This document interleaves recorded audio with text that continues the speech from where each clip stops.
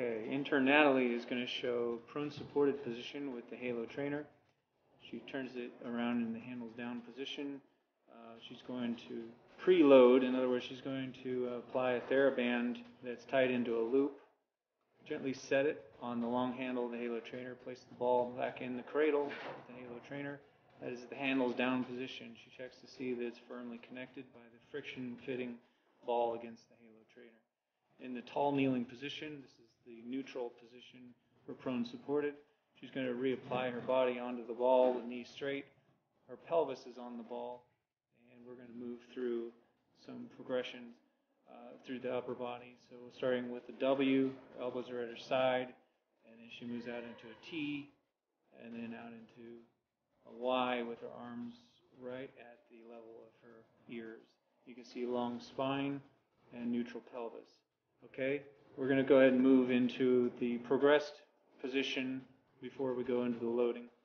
So we're going to move the ball a little bit closer by kind of hinging out of the way. So when she applies her body to the ball, she's going to be on her thighs. And when she's on her thighs, the posterior chain load increases and goes through the W, T, and Y progressions there.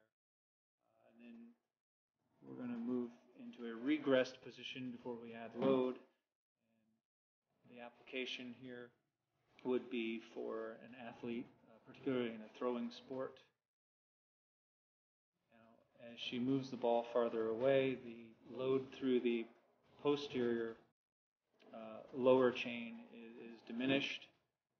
And so we're going to add load through the upper body using the resistance loop. And we're going to layer in complexity. So if we had dumbbells or a single band on each side, we could certainly do W's and T's, but we're going to move into the Y position, bilateral Y, little arms up a little bit more.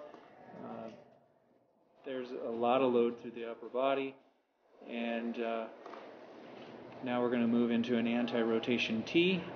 So we're layering the complexity here, going into an anti-rotation, and we're going to move into a single leg support. As we do a single leg support, we've increased the load on the posterior lower chain, and then we'll go ahead and just really complicate things and go into an anti-rotation T.